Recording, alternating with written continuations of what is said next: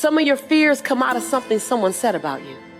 Some of your best motivation came wrapped in sandpaper. Some of your best motivation didn't come wrapped in love and came with warm cookies and milk. It came wrapped in sandpaper. It came wrapped in thorns. It came wrapped in that divorce. It came wrapped in the loss of a loved one. It came wrapped in something that didn't work. Some of your best motivation that you needed, some of the best lessons that you need to learn came wrapped in sandpaper. Your job is to take the information, to take the lesson, and to take the opportunity and use it to fuel you, not make you afraid. Hold fear. Don't wait for the fear to leave you. Hold fear in one hand and passion in the other and leap. Leap. Because only one of three things are going to happen. One, you're going to fly. Two, you're going to fall and hit something soft. Or three, you'll fall and hit something hard and need a Band-Aid. Either way, you've been built to last. Either way, you'll get up and do it again. Either way, you'll play full out. Either way, you'll show up. Either way, we'll get the best version of you. Either way, it's your time right now. You assume you have forever. I'm saying you need now. I'm saying be radical enough. Be outrageous enough, be unapologetic enough to hold fear in one hand and passion in the other and leap anyway. There's not one thing you can go through, not one thing you can come through, not one thing you can be on your way to that doesn't make you perfect for us. To do that thing that you've been designed to do, to say that thing you've been designed to say, to bring that experience that you've been called to bring.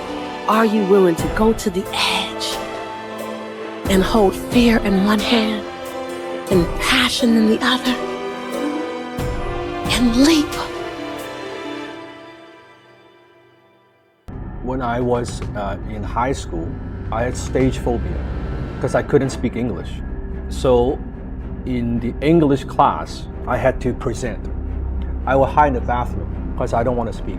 Then my high school teacher, her name is Miss Fallon. So she said to me, Dan, if you would just do it, I will let you pass. If you don't do it, I have to fail you.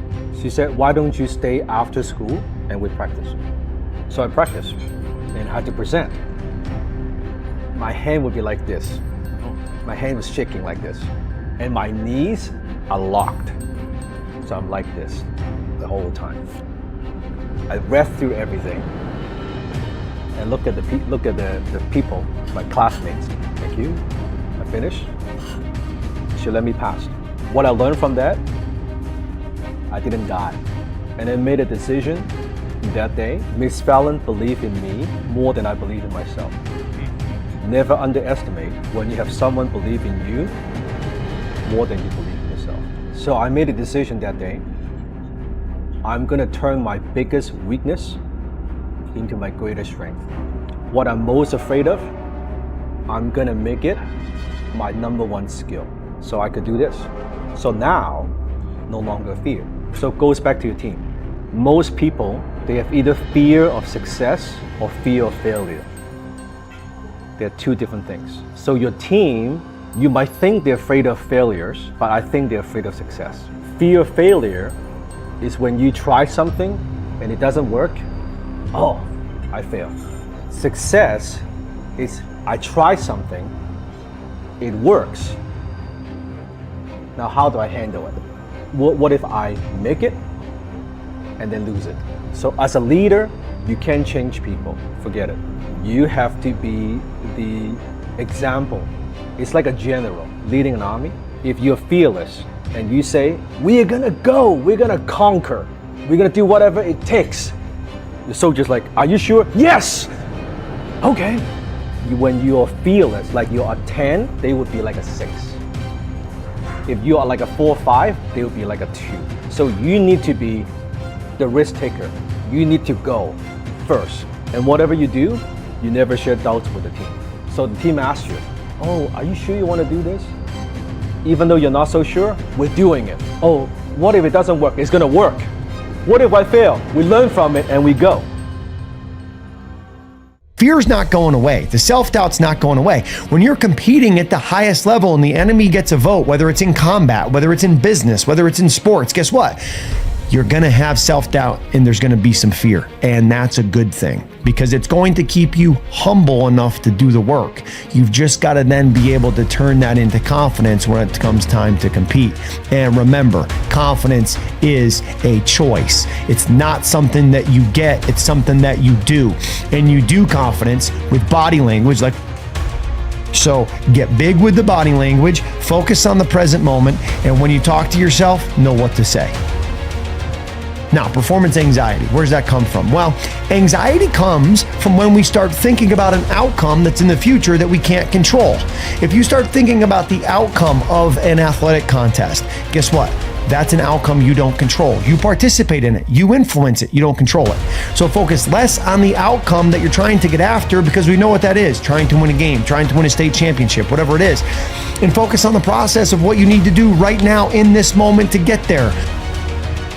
So if you want to decrease performance anxiety, lock into where your feet are. And then also realize that that fear you have is fuel. Get those butterflies to fly in formation. Fear is not real.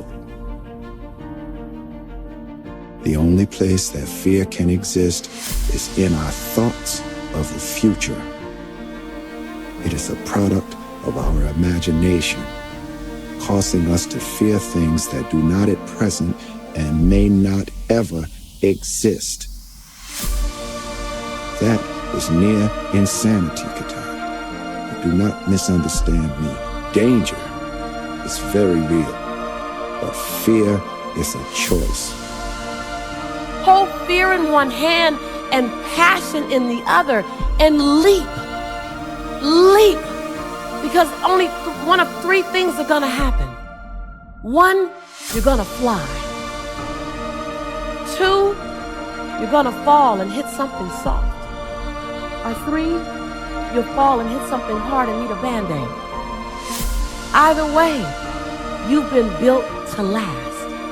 Either way, you'll get up and do it again. Either way, you'll play full out. Yes, yes? Either way, you'll show up. Yes, yes? Either way, we'll get the best version of you. Yes, yes? Either way, it's your time right now. You assume you have forever. I'm saying you need now. Yes, yes? I'm saying be radical enough. Be outrageous enough.